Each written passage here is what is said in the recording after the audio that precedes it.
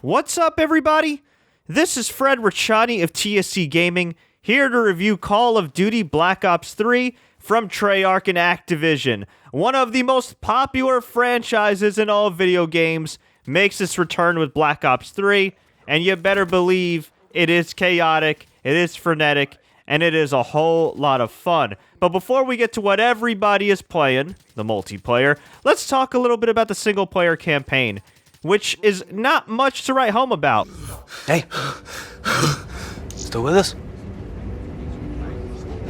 Welcome back. Taylor. Yeah.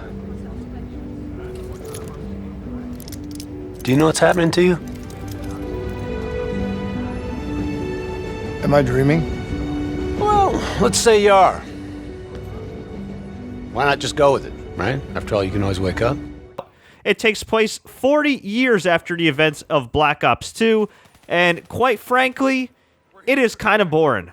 I played a couple missions here and there, I was able to skip around, but it just did not hook me.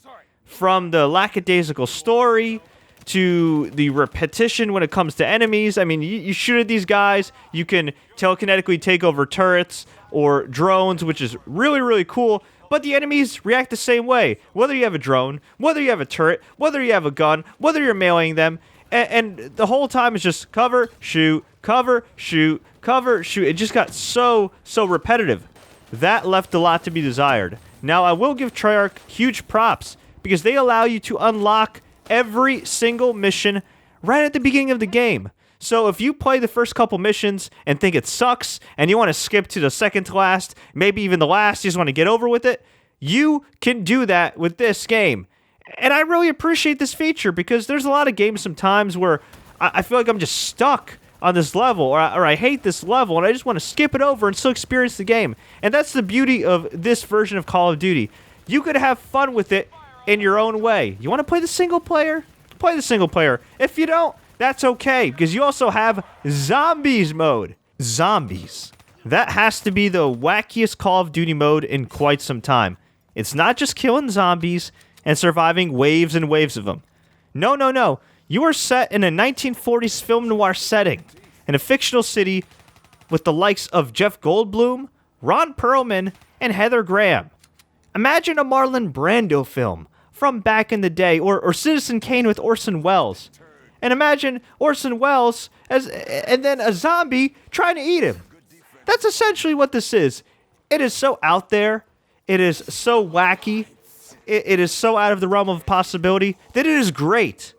It's so weird, it's great. So I definitely suggest you guys try it. And while the zombies are pretty easy to kill, it's harder than it looks as the volume continues to grow. Your sins serve only as an invitation. An invitation to an evil beyond your imagination. I'll lead the way. I will show you the path.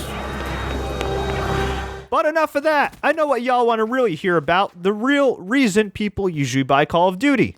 The multiplayer. Yes, you got zombies, but of course you got the traditional multiplayer with Team Deathmatch, Capture the Flag, a number of other modes. There is so much content in multiplayer that regardless of the single campaign, whether it was great or lame, it more than makes up for it with the multiplayer experience. Now, as somebody that's come from a world of Destiny, and I've been playing Destiny the last couple of years, haven't really been playing Call of Duty in recent years, I gotta say that the pace is insane.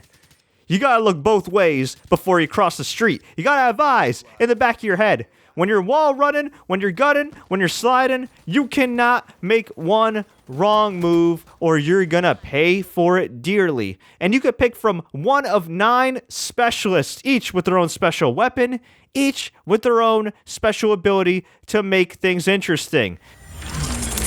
Health source found.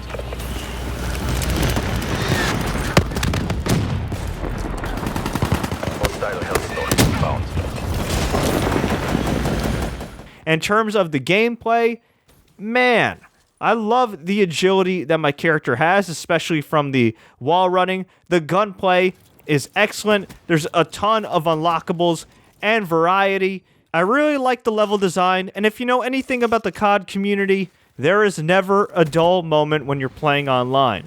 So some people might say, well, Fred, it's the same game. It's been the same game for years. And in some ways, it is. But that's okay.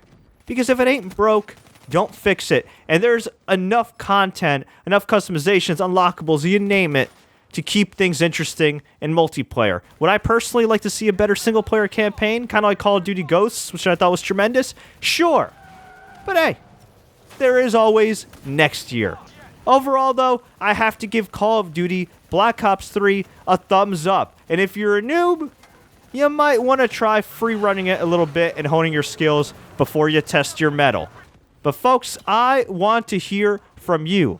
Did you pick up Call of Duty Black Ops 3? Are you holding out for whatever reason? We'd love to hear from you. Let me know. Leave a comment below. Tweet us at TSC Gamer. Facebook us, facebook.com/gamingtsc.